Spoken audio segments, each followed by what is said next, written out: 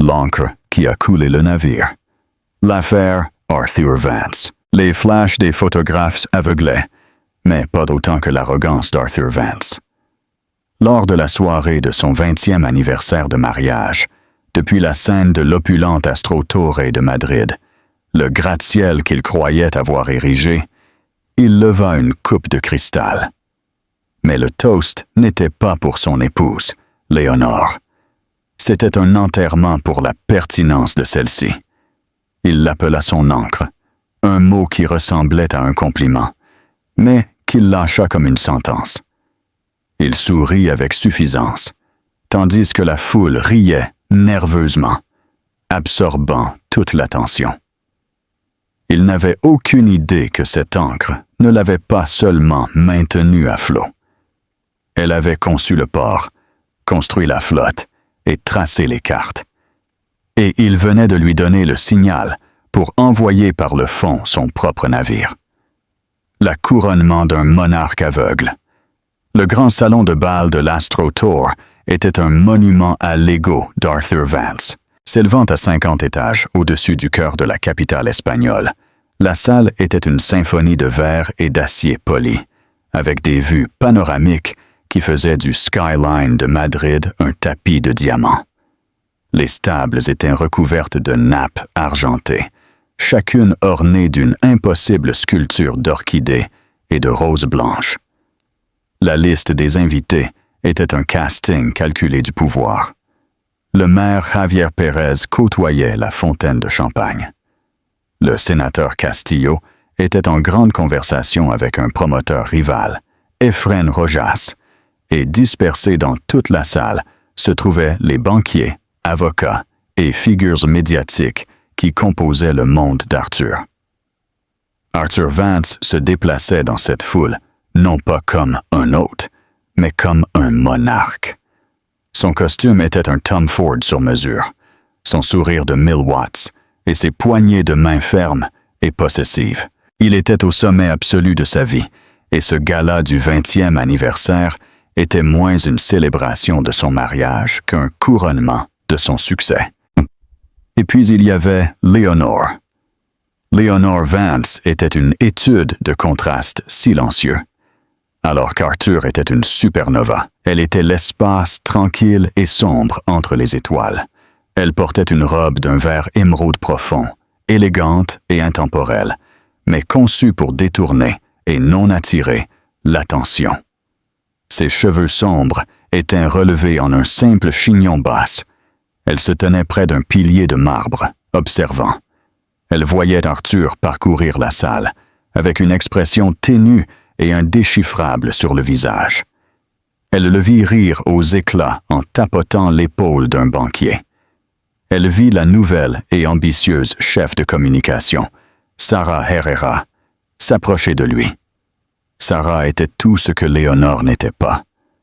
Elle était un éclat de soie écarlate, ses cheveux blonds parfaitement décoiffés, son rire un peu trop fort.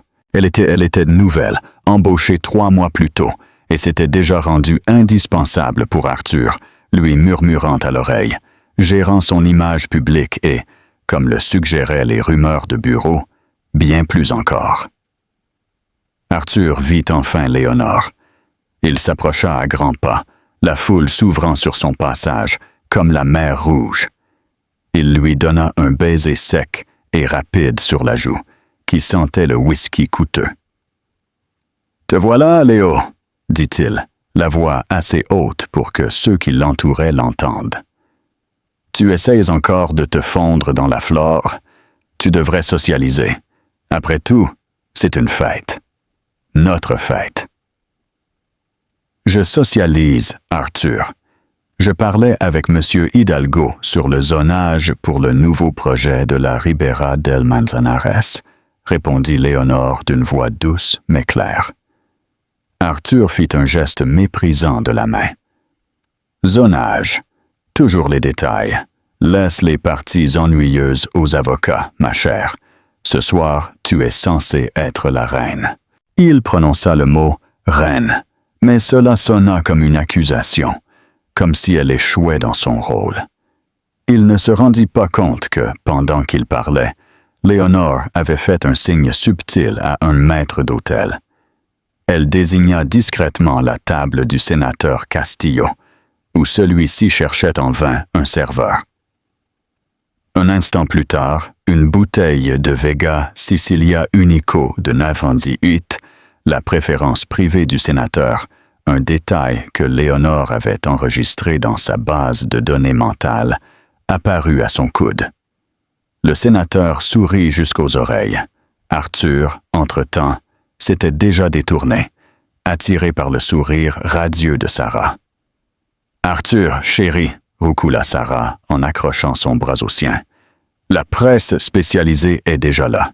Ils veulent un mot sur les projections du 4e trimestre. »« Exactement », dit Arthur, gonflant la poitrine. Il lança un dernier regard à Léonore. « Tu vois, Léo, l'Empire ne dort jamais. Essaie de t'amuser. » Il laissa Sarah le guider. Sa main s'attarda dans le bas du dos de la jeune femme. Léonore les vit partir. Elle n'avait pas l'air blessée. Elle n'avait pas l'air en colère. Elle ressemblait à une ingénieure observant comment une pièce complexe de machinerie commençait à émettre des étincelles. Une défaillance critique était imminente. Elle dirigea son regard vers Marco Soler, le directeur financier de l'entreprise depuis longtemps. Marco était un homme tranquille et modeste, avec des cheveux grisaciers et l'allure sobre d'un comptable. Il se tenait seul, buvant un soda. Il croisa le regard de Léonore à l'autre bout de la salle et lui fit un unique signe de tête, presque imperceptible. C'était un geste de loyauté, de connaissance partagée. Il savait exactement qui avait réellement parlé avec Hidalgo du zonage du projet. Il savait qui avait construit les modèles financiers pour les projections du 4e trimestre dont Arthur s'apprêtait à se vanter. Louis, et peut-être Louis seul dans toute la salle, savait que Leonore Vance n'était pas la femme dans l'ombre d'Arthur. Elle était celle qui avait construit la tour qui projetait l'ombre, le toast de l'encre. Les lumières s'éteignirent. Un projecteur éclaira la scène. L'assistant personnel d'Arthur, un jeune homme impatient, nommé Roberto, tapota le micro. « Mesdames et messieurs, c'est un grand honneur d'accueillir l'homme du moment, le visionnaire qui a reconstruit le skyline de cette ville et l'hôte de cette merveilleuse soirée, Monsieur Arthur Vance. » La salle explosa en applaudissements. Arthur courut presque vers la scène, absorbant l'adoration. Il prit le micro, son sourire aveuglant. Il balaya la salle du regard. Ses yeux se posèrent d'abord sur Sarah au premier rang, puis, presque comme une réflexion après coup, sur Léonore, qui restait près de son pilier. « Merci, Roberto. Merci à tous d'être ici, » commença Arthur, sa voix comme du velours. « 20 ans, 20 ans. » Il fit une pause pour l'effet dramatique. Arthur tenait le micro comme un sceptre. La salle était à lui. « Il y a 20 ans, » commença-t-il, sa voix résonnant avec un charisme exercé. « J'étais un jeune homme avec un rêve. J'avais 5 000 € sur un compte courant, un costume que j'avais loué et une idée. Une idée que cette ville, notre belle ville, pouvait être plus, que nous pouvions atteindre le ciel.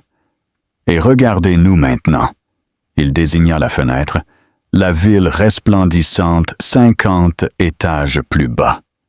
La foule applaudit au signal. « Les gens parlent de succès, » continua-t-il, « et ils parlent de vision, ils parlent d'énergie, et je serai le premier à admettre que j'ai ces choses. » Il rit, et la foule rit avec lui.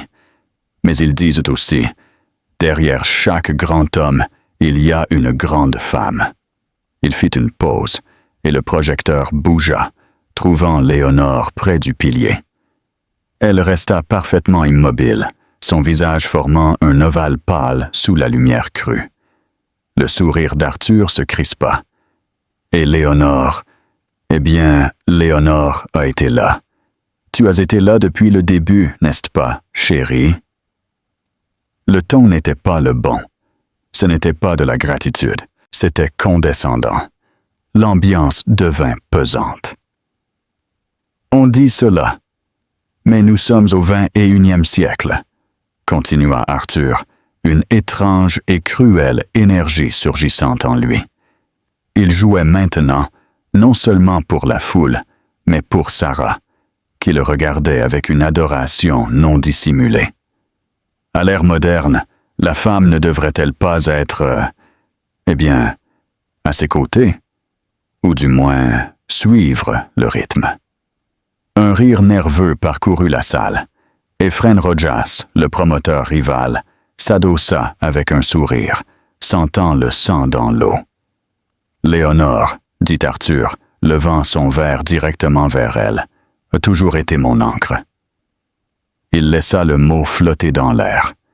Une encre constante, fiable, toujours là, toujours à la même place, me gardant amarré.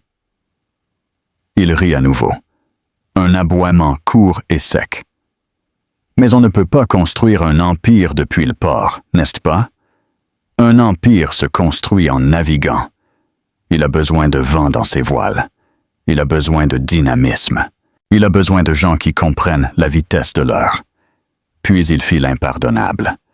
Il détourna son corps et son toast de son épouse de 20 ans et le dirigea directement vers la table d'honneur. Il a besoin de sang neuf, d'une énergie nouvelle, de gens comme notre brillante et dynamique chef de communication, Sarah Herrera. Elle comprend la vision. Elle me comprend.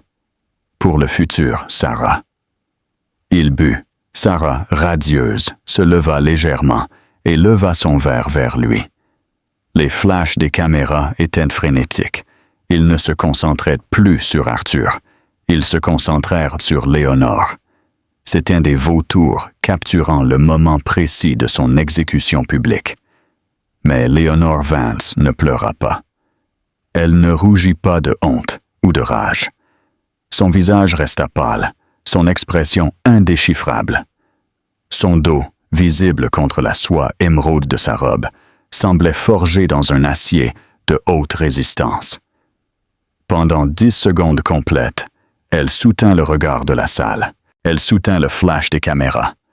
Puis, avec un calme dévastateur et royal, elle posa sa coupe de champagne intacte sur le plateau d'un serveur qui passait. Elle ne regarda pas Arthur. Elle ne regarda pas Sarah.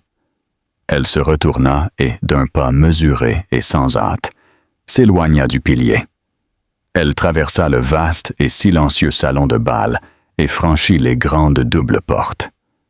Le clic, clic, clic de ses talons sur le sol de marbre fut le seul son dans la salle. Les portes se fermèrent derrière elle avec un doux souffle. Le silence qui suivit fut absolu. Arthur, encore sur scène, vacilla. L'ivresse arrogante s'évaporait, remplacée par la piqûre froide de quelque chose.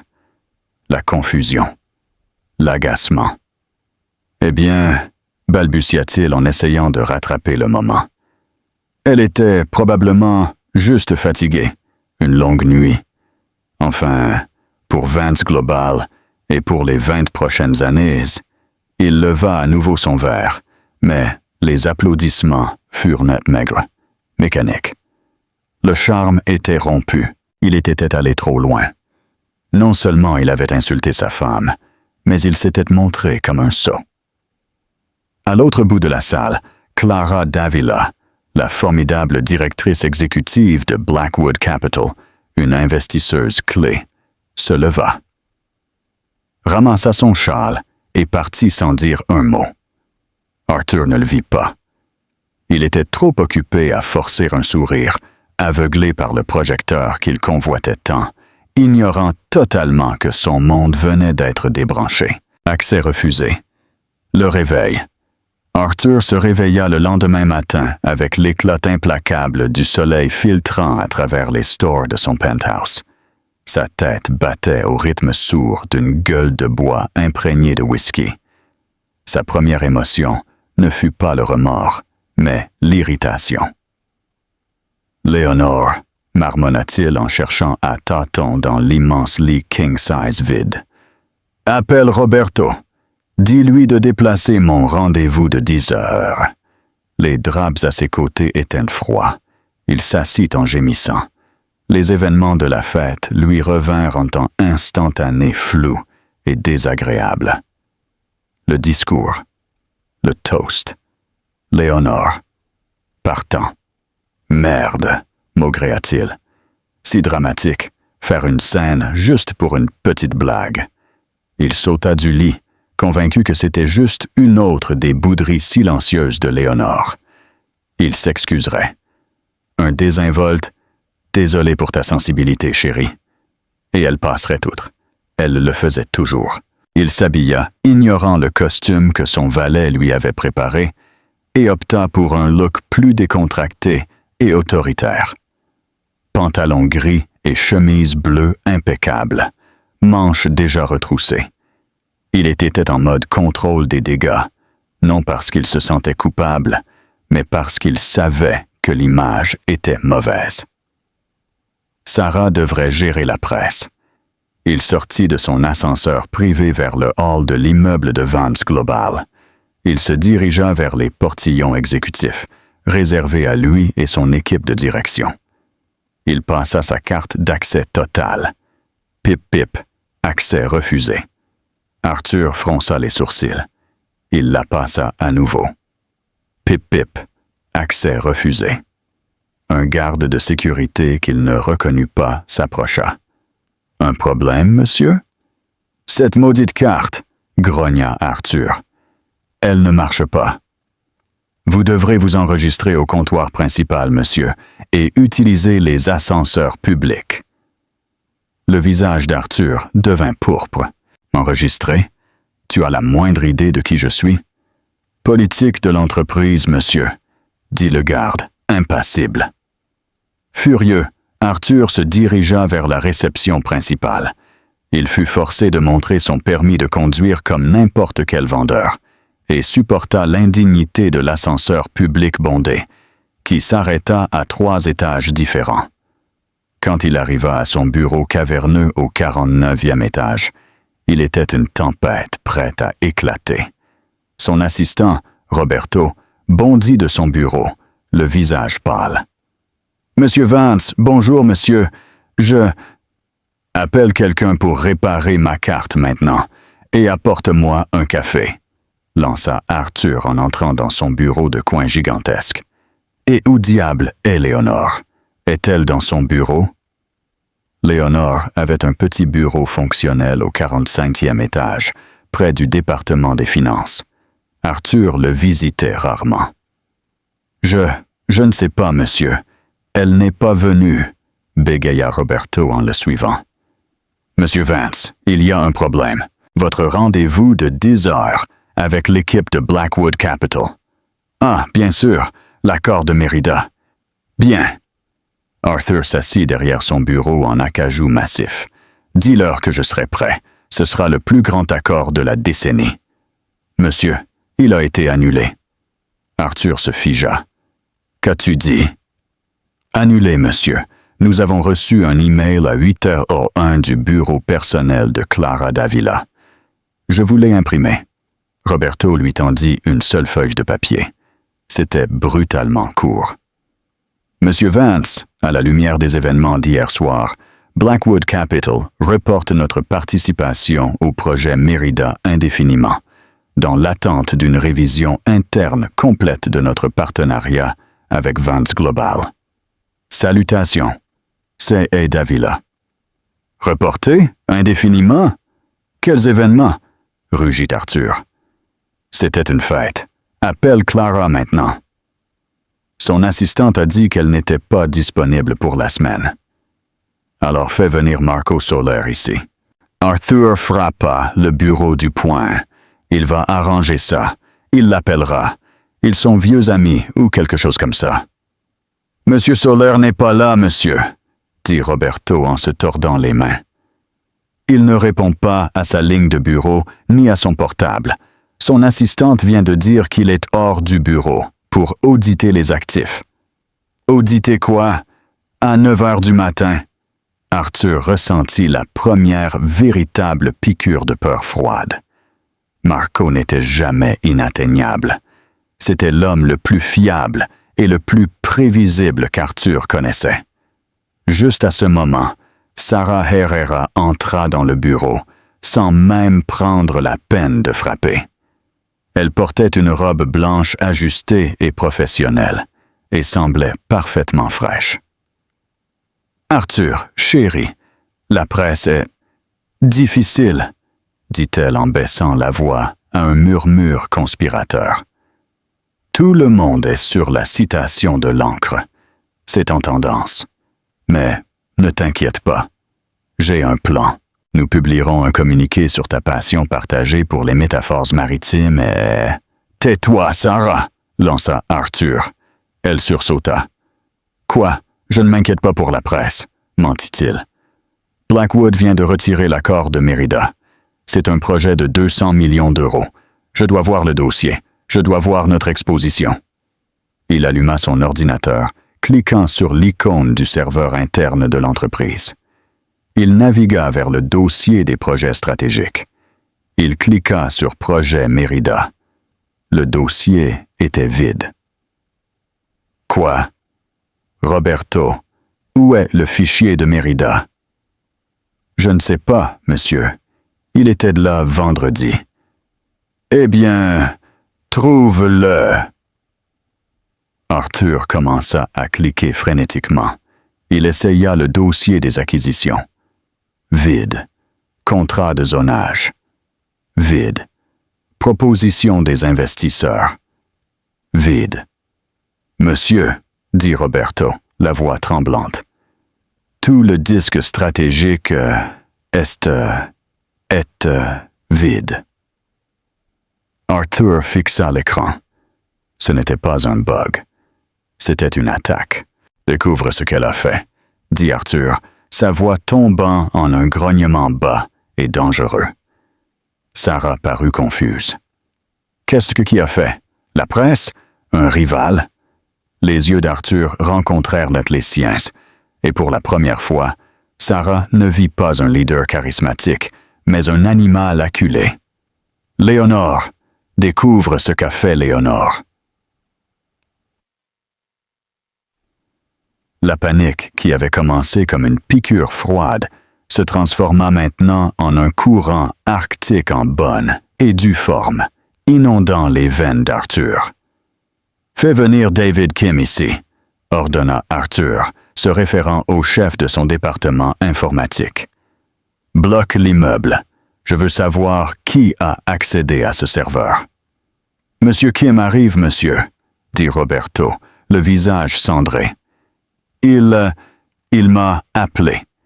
Il a dit que c'est un événement de niveau 1. » Un instant plus tard, David Kim, un homme qui paraissait généralement perpétuellement stressé, fit irruption.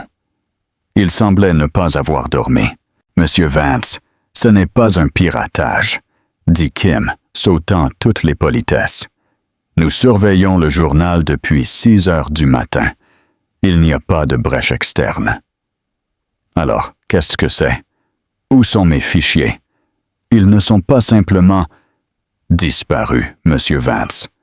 Le serveur virtuel complet, le disque Atlas qui contient toutes les données stratégiques, a été migré. Les données ont été transférées et l'unité a été désactivée numériquement ensuite. Migré. Migré où? Qui l'a autorisé? David Kim avala sa salive. Il tenait une tablette. C'est là le problème, monsieur. L'autorisation est venue du compte administrateur Racine, celui qui annule même le vôtre. Arthur était déconcerté. Je suis l'administrateur Racine. Mon mot de passe est Striking 49. David Kim fit une grimace devant ce terrible mot de passe. Non, monsieur. Vous avez un compte administrateur de niveau A. Mais il y a toujours un contre-racine, celui qui a créé le système. Nous n'avons jamais eu besoin d'y accéder. Il était simplement là. L'identification de l'utilisateur est cryptée. Ce ne sont que 2 lettres. Lesquelles? Exigea Arthur. IK. Arthur resta à fixer. IK, ça ne me dit rien. Trouve qui c'est. Je ne peux pas, dit David, la voix montant en panique. Le compte est sécurisé avec une clé de cryptage de 2 Instant Coin Query Bits qui n'est pas stockée dans notre système. C'est sur un jeton matériel physique. Et ce n'est pas tout. Le serveur Atlas lui-même, le matériel physique, n'est même pas dans le bâtiment. Qu'est-ce que tu veux dire par pas dans le bâtiment? J'ai payé 1 million d'euros pour cette salle de serveur. Les anciens serveurs sont là, monsieur. Ceux que nous utilisons pour l'email et les opérations quotidiennes. Mais le système Atlas, j'ai tracé l'ordre de travail, était un serveur Blade breveté. Il a été installé en 2007 par un entrepreneur privé. Selon ceci, il tapota sa tablette. Il a été retiré physiquement des installations à 4h15 ce matin par une équipe technique agréée. L'ordre de travail a été signé par Marco Soler. Marco. Tout revenait à Marco. Et Eke. L'esprit d'Arthur tournait à toute allure, essayant de relier des points qui ne voulaient pas se lier. Eke. Il se souvint d'une blague datant de plusieurs décennies, dans leur premier minuscule appartement à Séville. Léonore était absorbée par des plans, un manuel sur l'ingénierie structurelle à ses côtés. Il s'était frustré, voulant sortir. « Toi et tes livres », s'était-il moqué. « Tu es comme la clé. Keystone, de toute cette opération ennuyeuse. » Elle avait souri, un sourire rare et privé. La clé Keystone, elle soutient tout, Arthur. Ne l'oublie pas. Eleanor Keystone. C'était le nom de la corporation fictive qu'elle avait créée pour enregistrer le brevet d'un petit logiciel qu'elle avait écrit. Quelque chose sur les impôts fonciers. Il pensait que c'était un passe-temps mignon. Le sang se glaça dans ses veines. Atlas. C'était le nom du logiciel. Ce n'était pas seulement un disque de serveur, c'était son logiciel à elle. L'algorithme breveté qui analysait les lois de zonage, les changements démographiques et les coûts des matériaux. Le système pour lequel il s'était attribué tout le mérite dans Forbes, l'appelant son instinct numérisé. Il avait toujours supposé que son équipe informatique l'avait construit. Il chercha à tâtons son téléphone, les mains tremblantes. Il n'appela pas Marco. Il appela son avocat personnel, Esteban Garrido. « Esteban, merci mon Dieu. J'ai besoin que tu présentes un référé. Maintenant, Léonore, elle me vole. » Il y eut un silence long et froid à l'autre bout de la ligne. « Esteban, tu m'entends? »« Je t'entends, Arthur. » La voix d'Esteban était plane, dépourvue de sa chaleur habituelle. « Eh bien, fais-le. Elle m'a bloqué l'accès à ma propre entreprise.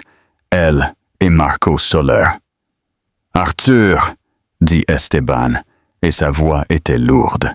« J'ai bien peur de ne pas pouvoir faire cela. Depuis 9 heures ce matin, mon cabinet ne représente plus Vance Global, ni toi personnellement. »« Quoi? Je te paye depuis 15 ans. » »« Oui, et j'ai toujours apprécié nos affaires, mais un conflit d'intérêts a surgi. »« Quel conflit? » ?»« Mon cabinet, depuis 20 ans, détient la charte fondatrice de Keystone Holdings, LLC. Mon principal devoir fiduciaire est envers ce client. Et depuis ce matin, Keystone a exigé le remboursement de son prêt opérationnel principal, Vance Global Properties. Arthur s'effondra dans son fauteuil. Il ne sentait plus ses jambes. Quel prêt! Nous sommes liquides. Nous allons bien. Non, Arthur. Tu ne l'es pas. Tu as une dette énorme. Tu l'as toujours eue. Tu as financé tes acquisitions, tes salaires, même ce bâtiment, via une ligne de crédit renouvelable étendue par Keystone Holdings. Tu as signé l'accord original en 2005, celui dont tu m'as dit, de façon célèbre, que tu n'avais pas le temps de le lire parce que tu avais une partie de golf dans 1 heure. Tu voulais juste savoir où signer. Arthur étouffait. Keystone, c'est ma société holding. Je la contrôle. Non, Arthur, dit Esteban, et la pitié dans sa voix était comme de l'acide. Tu ne l'as jamais fait.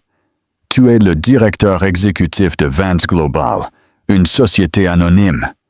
Tu possèdes 10% des actions avec droit de vote. Les autres 90%, la participation de contrôle, ont toujours été entre les mains de Keystone Holdings. Et l'unique signataire, l'unique propriétaire et bénéficiaire de ce trust aveugle est Leonore Keystone Vance. Désolé, Arthur. Ton entreprise est en défaut. À partir de ce moment, elle est insolvente. Ne signe rien. La ligne fut coupée. Arthur resta assis dans le silence. Sarah et Roberto le regardaient fixement, leur visage masque de terreur. Son entreprise n'était pas la sienne. Son bureau n'était pas le sien. Sa vie n'était pas la sienne. Tout appartenait à Eke. Tout appartenait à Léonore. L'architecte émerge. Arthur Vance se déplaça comme un fantôme. Il passa devant Sarah et Roberto hébétés. Il sortit de son bureau et prit l'ascenseur public. Il ne savait pas où il allait. Il était sur pilote automatique, son esprit un vide rugissant. Il conduisit sa Bentley, l'une des rares choses qu'il possédait en propre, vers son domaine sur la Costa del Sol. Il avait besoin de la trouver. Il avait besoin de... Quoi? Crier? Supplier? Quand il arriva devant les portes en fer forgé de 6 mètres de haut, il composa son code de sécurité. Code non valide. Accès refusé. Il frappa à nouveau sur le clavier. Code non valide. Il s'assit dans sa voiture, regardant la maison qu'il avait achetée pour elle, et réalisa qu'il était enfermé dehors. L'humiliation du garde au bureau n'était rien. C'était un effacement total et systématique. Il sortit de la voiture, les jambes tremblantes. Il trouva une section du mur de pierre qui était plus basse et, dans son costume à 2000 €, il l'escalada de façon ignominieuse, déchirant le tissu. Il trébucha sur la pelouse parfaitement entretenue et courut vers la porte principale. Elle était verrouillée. Il utilisa la clé de secours, cachée sous un pot de fleurs en pierre. Elle glissa dans la serrure, mais ne tourna pas. Les serrures avaient été changées. Hurlant un son brut et animal de rage et de désespoir, il courut vers l'arrière, vers le patio. La porte coulissante en verre, heureusement, était ouverte. Il entra. La maison était caverneuse, vide de sa présence. Mais elle n'était pas vide de meubles. Ses canapés immenses et criards étaient toujours là. Ses trophées de promoteur de l'année étaient toujours sur les étagères. Son portrait de 2,50 m dans le hall était toujours accroché. Les affaires d'elle étaient parties. Les tableaux abstraits et provoquants qu'elle aimait étaient partis, laissant des carrés pâles sur les murs. Ses propres tableaux et portraits restaient. Sa vaste collection de livres de première édition d'architecture et de philosophie avait disparu de la bibliothèque. Seuls restaient ses thrillers et ses biographies d'affaires à lui. Son bureau à elle, généralement un espace créatif encombré, était stérile. Le bureau était dégagé. Les ordinateurs avaient disparu. Tous ses vêtements étaient partis de son énorme dressing. Tous ses bijoux du coffre-fort. Tout ce qui restait était son propre désordre désorganisé et détendu. Il avait construit un sanctuaire pour lui-même, et elle l'avait simplement évacué. Elle avait retiré sa vie de la sienne, le laissant seul avec la coque vide et vulgaire qu'il avait créée. Sur le gigantesque et froid îlot en marbre de la cuisine, un îlot sur lequel il avait insisté, alors qu'elle avait dit qu'il était totalement impraticable, il y avait une unique enveloppe blanche et lisse. Son nom, Arthur, y était écrit avec sa calligraphie précise et architecturale. Ses mains tremblaient si violemment qu'il pouvait à peine l'ouvrir. Il s'attendait à une lettre, un torrent de colère, un plaidoyer au cœur brisé. À l'intérieur, il n'y avait pas de lettre. Juste une unique carte d'accès en plastique. C'était une simple carte blanche, sans logo. Sur celle-ci, écrit avec le même feutre noir, il y avait une adresse. Rue Abedul, numéro 24, 6e étage. Il connaissait l'adresse. C'était le premier espace de bureau qu'ils avaient loué. Il y a 2 décennies.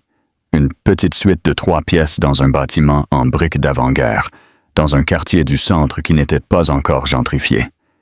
Il avait détesté l'endroit. C'était étroit, le chauffage n'était pas fiable et ça sentait la poussière. Il avait insisté pour qu'ils déménagent dans un gratte-ciel en verre dès qu'ils auraient obtenu leur premier gros contrat. Il pensait qu'ils avaient vendu ce bâtiment il y a des années. Il conduisit, ignorant toutes les limitations de vitesse. Il gara sa Bentley sur le pavé craquelé de la rue Abedul, un contraste frappant avec les graffitis et une vieille bodega. Il entra dans le bâtiment. Le hall était le même, sol en terrazzo usé, une lumière faible et bourdonnante. Il trouva l'ascenseur et glissa la carte. La lumière devint verte. L'ascenseur, vieux et grinçant, commença son ascension. Quand il arriva au 6e étage, le dernier, les portes s'ouvrirent. Ce n'était pas le bureau dont il se souvenait. La suite poussiéreuse et étroite avait disparu. Tout l'étage avait été vidé et transformé. C'était maintenant un centre de commandement de haute technologie, avec des murs en verre. Bourdonnant du pouvoir silencieux de douzaines de serveurs haut de gamme. 20 personnes. Des gens qu'il reconnaissait vaguement des départements de finance et d'analyse de données de Vance Global. Ils travaillaient avec une concentration intense et silencieuse. Ils étaient connectés à des flux de données qu'ils ne reconnaissaient pas. Les murs étaient couverts de moniteurs affichant des données de marché, des plans architecturaux et des documents légaux. C'était une salle de guerre. Et au centre de tout, à un élégant bureau debout minimaliste, il y avait Léonore. Elle n'était pas l'épouse, papier peint, de la fête. Elle portait un tailleur pantalon bleu marine fait sur mesure. Ses cheveux étaient tirés fermement. Elle parlait au téléphone avec un casque sans fil. Elle tenait un stylet, prenant des notes sur un grand écran tactile qui affichait le plan du projet Mérida. Marco Soler était à ses côtés, désignant un point de données sur un écran. Elle termina son appel. « Non. Dis à Clara que le capital est sécurisé. Nous exerçons l'article 4 de l'accord de partenariat. La marque Vance est compromise. Nous déplaçons tous les actifs, brevets et contrats vers la nouvelle entité. Avec effet immédiat. Oui. Mérida. C'est fait. » Nemel cliqua pour terminer l'appel. Et enfin, elle tourna ses yeux vers Arthur. Son regard n'était pas de colère, pas de tristesse. Il était diagnostique. C'était le regard qu'elle portait sur les fondations fissurées d'un bâtiment qu'ils évaluaient. Elle jugeait son intégrité structurelle et le trouvait déficient. « Arthur, dit-elle, sa voix résonnant dans l'espace high-tech. Tu es en retard, mais ce n'est pas nouveau. » « Léonore, souffla-t-il, le mot arraché de lui. Qu'est-ce que c'est? Qu'as-tu fait? Je suis ravi que tu poses la question, dit-elle en sortant de derrière le bureau. Tu es ici pour écouter. Tu n'interrompras pas. Marco, veilleras-tu à ce qu'il n'interrompe pas? Marco Soler, un homme qu'Arthur avait toujours considéré comme un inoffensif gratte-papier, fit un pas en avant. Il paraissait formidable. « Assieds-toi. » dit Marco. Ce n'était pas une requête. Arthur, s'aidant sur ses jambes, s'affala sur une chaise en acier et cuir. L'exécution allait commencer. Léonore marcha vers le devant de la salle, debout devant un grand écran intelligent vierge. Elle le toucha, et il s'éclaira avec une chronologie. « Tu es un homme qui adore les histoires, Arthur, » commença-t-elle, sa voix froide et uniforme comme celle d'une professeure. « Surtout la tienne, l'homme avec 5 000 € et un rêve.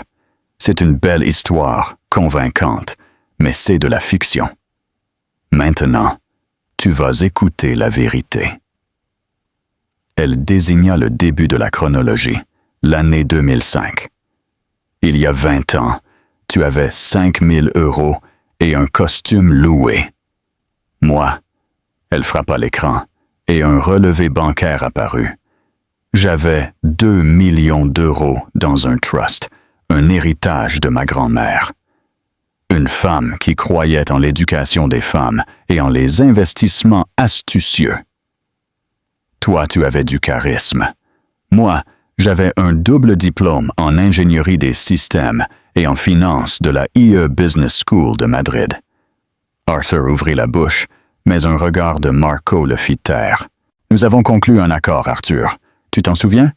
Dans ce petit appartement de la rue Abédoul, juste ici à cet étage. Tu as dit, Léo, moi je peux vendre, je peux être le visage. Toi, tu n'es pas doué avec les gens. Tu es trop calme. Et tu avais raison. Je détestais les manigances politiques. Je voulais seulement construire. Alors, nous avons fait un pacte. Elle avança la chronologie. J'ai fondé Keystone Holdings, LLC. J'ai utilisé mon héritage pour fournir 100% du capital initial pour une nouvelle entreprise, Vance Global Properties. À toi, on t'a donné une participation de 10% et le titre de directeur exécutif. Ton travail était d'être le visage, la marque. Mon travail était de faire tout le reste. L'écran changea. Il montrait le code du programme Atlas. « Ceci, dit-elle, est Atlas, ma thèse de 3e cycle. Ce n'est pas un outil d'analyse de propriété, idiot. C'est un système de modélisation économique prédictive. Il analyse les changements démographiques, les précédents des lois de zonage, les futurs des matériaux et le sentiment politique pour prédire la croissance des quartiers à 5 et 20 ans d'avance. C'est pourquoi nous n'avons jamais perdu d'argent, même lors de la crise de 2008. C'est pourquoi nous avons acheté dans le quartier des entrepôts en 2010, quand tous les autres vendaient. Cet algorithme, ce fantôme dans la machine, est le moteur complet de Vance Global et appartient exclusivement à Keystone Holdings. Elle continua de cliquer. Des graphiques financiers apparurent. Chaque prêt, chaque ligne de crédit, chaque audacieuse acquisition dont tu t'es attribué le mérite. Tout a été financé en interne par Keystone. Tu n'étais pas un preneur de risques, Arthur. Tu étais un homme avec l'allocation la plus généreuse du monde. Tu étais en effet mon employé le mieux payé. Une mascotte pour la marque. Léo, murmura-t-il. Non, mon nom est Léonore, trancha-t-elle, et la glace dans sa voix le fit frissonner. Tu as mentionné Clara Davila. Tu as dit à Marco de l'appeler. Clara Davila était ma colocataire à l'IE. Elle n'a pas investi dans Vance Global. Elle a investi en moi.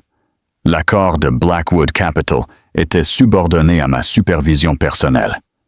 Marco Soler fit un pas en avant. J'ai été embauché par Léonore en 2007. Mon contrat d'emploi, ma loyauté et mon accord de non-divulgation sont avec Keystone Holdings, pas avec Vance Global. Pendant 18 ans, j'ai